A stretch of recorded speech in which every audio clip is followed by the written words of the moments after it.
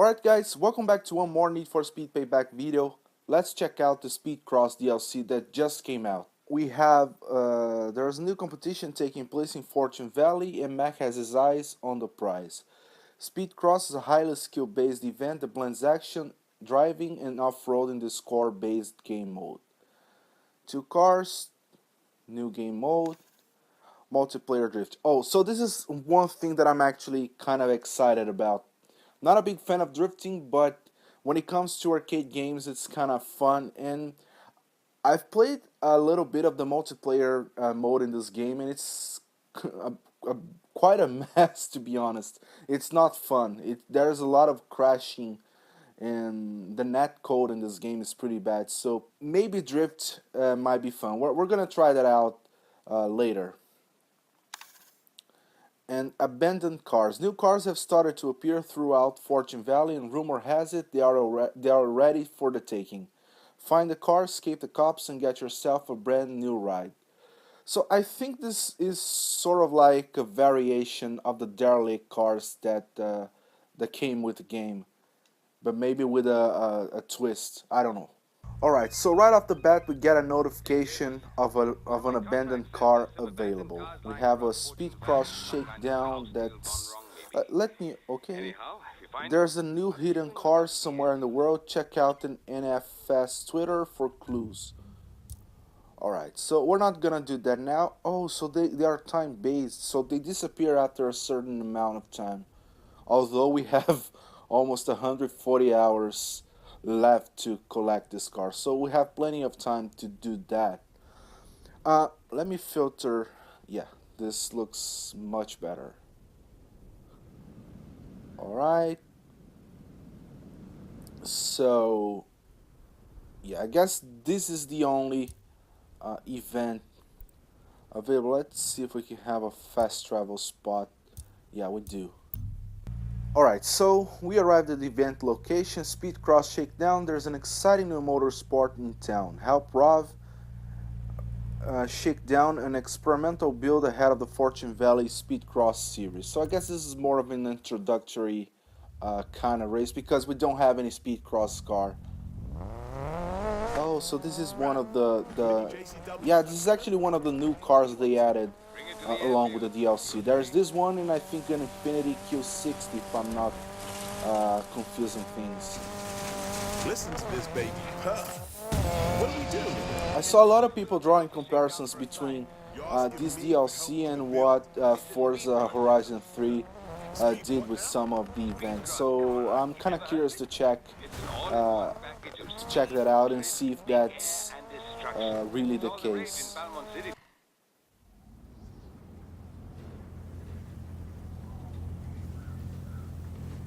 So, how's the build? Feeling tight, mate. How do we do this? Speedcross judges award points for both style and speed. Hit each zone as hard and fast as you can to run up the score. 2 big scoops of style and speed coming right up.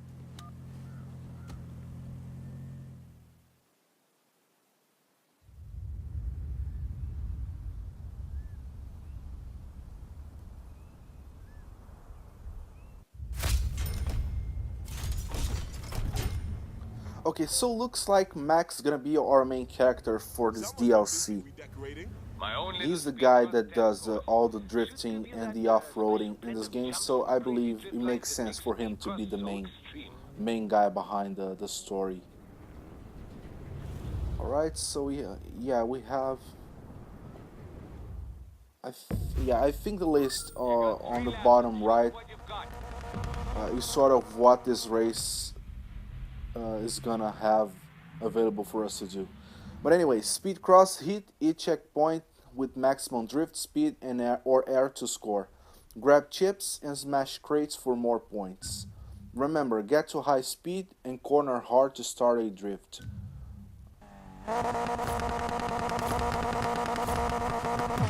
I like how they kind of repurposed the airfield, because this area in the main game felt kind of empty. I don't know, I've always felt that they could do something more with that, and it looks like they've done just that in this DLC. So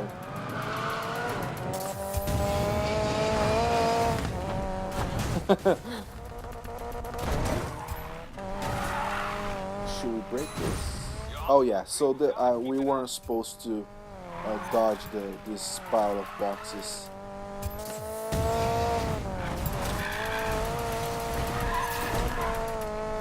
Oh yeah! There's a chip here. Oh. Oh my god, I can't believe I'm stuck in here. Okay, I managed to get out.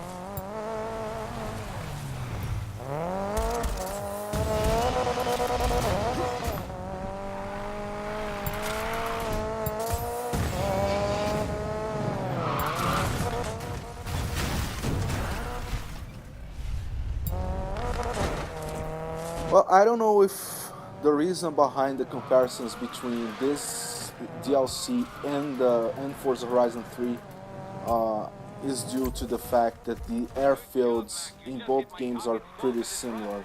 And they are indeed, especially so when you get inside those sort of warehouses, they kind of look alike. I don't know, I'm just playing this DLC for a couple minutes now. It's too early for me to whether agree or not with the comparison, so let's leave that for later. Alright, so we smashed through the pile of boxes. Also, we managed to beat the target score already. I was kind of... Yeah, I want to get inside here, because there's an extra chip that I saw on the first lap.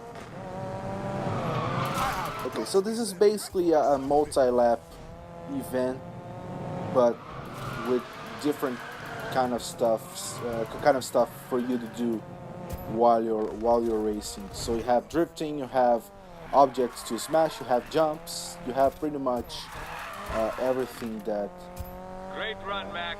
this DLC entails.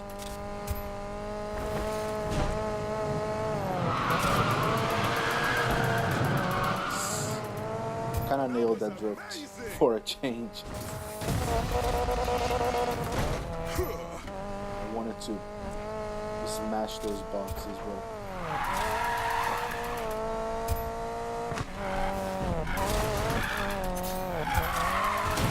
How long can you hold this, Mac?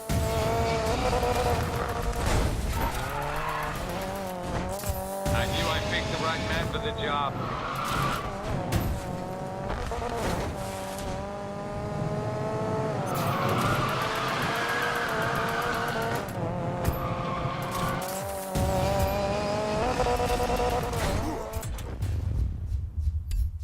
Ain't no one like me.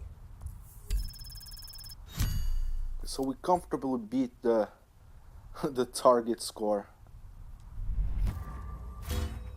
Yeah, I think this DLC, this Speedcross event, has a huge potential to be a really fun game mode and multiplayer. But I'm not sure what Ghost Games' plans are.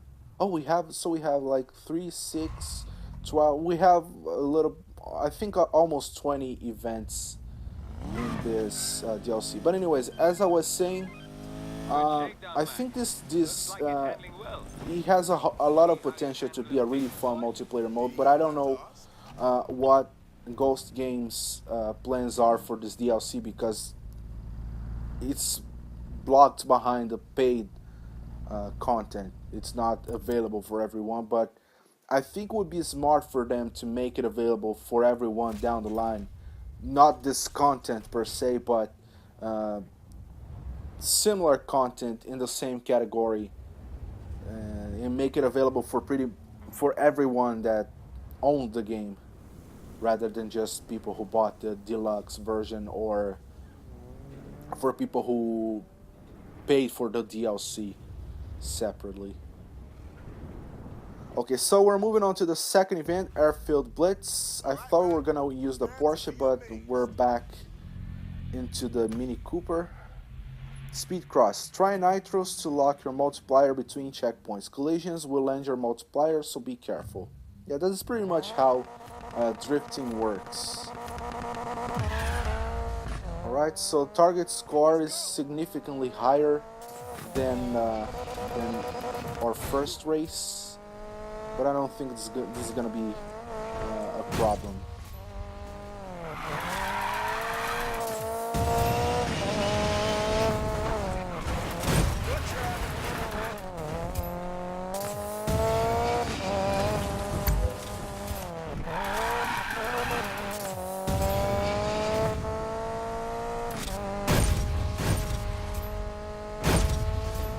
This looks sick. You like my little rapparatus? The Speedcross series hired me to give their events a little That section of the race pull off something cool in those zones. is really sick. A little warning would have been nice.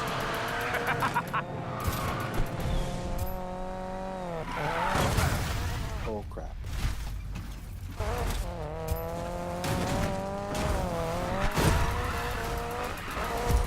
You know what? You know what this is remind me more than Forza Horizon 3? I can't believe Dirt how 3. fast you picked up Speedcross. Because of the Gymkhana events that you had to pretty much, you had like an open track sort of layout where you basically had to go around breaking stuff up, drifting around things, jumping. This is what it reminds me of the most. I wouldn't even compare it to Forza Horizon 3, at least not from what I've played so far from the DLC. This is only my second event so far. So we beat the target score again.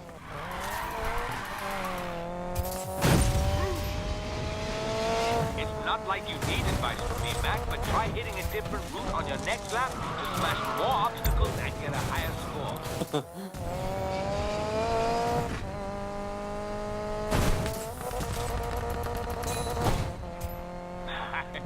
This is seriously impressive. If only we could get you into the series, we'd make a killing. Rat, you have got to work your magic and get me in.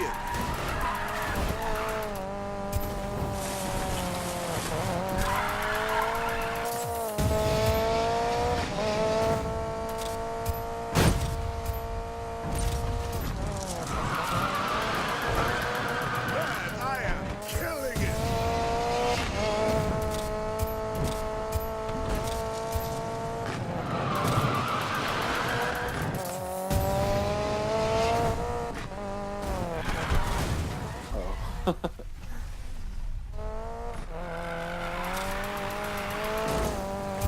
Yeah, this part of the track kind of always gets me off guard. I never know when to expect it.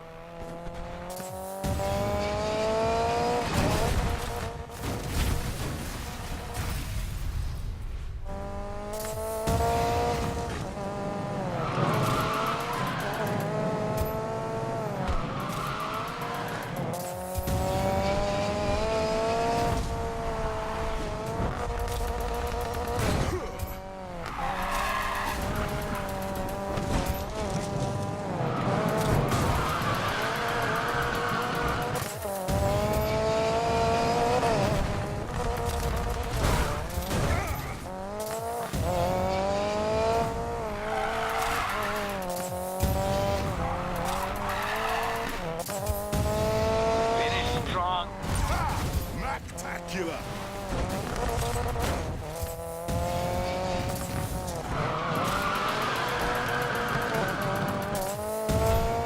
This race was kind of long.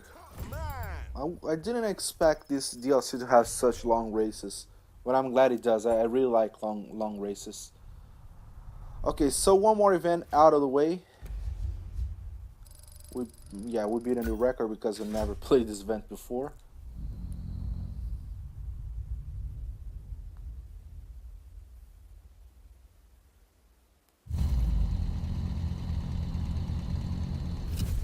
You're a natural.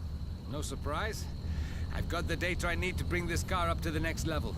Come on, Rav. Don't leave me hanging like this. Mac, only a sponsored car can even get close to the Speedcross series. You can be my sponsor, Rav. Sorry, Mac. That's not how it works.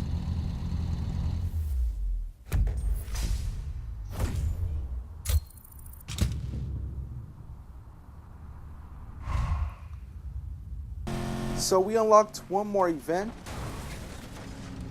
one more Speedcross event, but this one is in the city part of the map.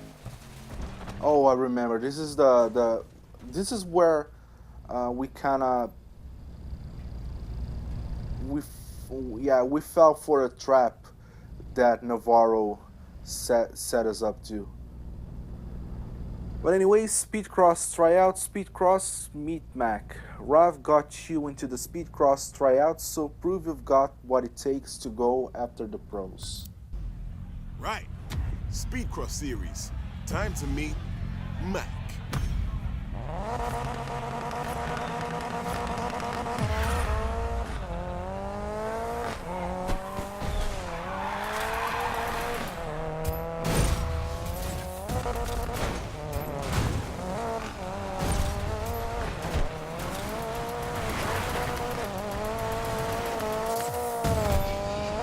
Yeah, that's some creative use of the map that they created for the game. We kind of repurposed certain areas to.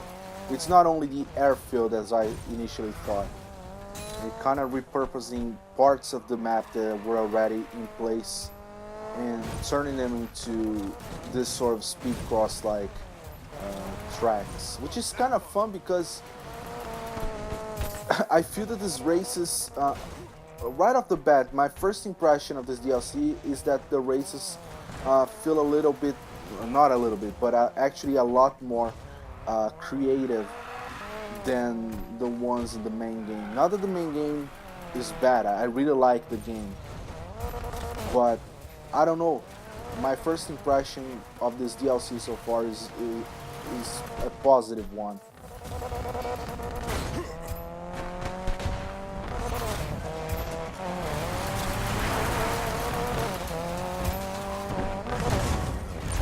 Something just occurred to me. We just finished the event and we managed to beat the high score fairly easily. And I'm kind of wondering, did I drop the difficulty down to easy for some reason? This might be the reason why we're getting so.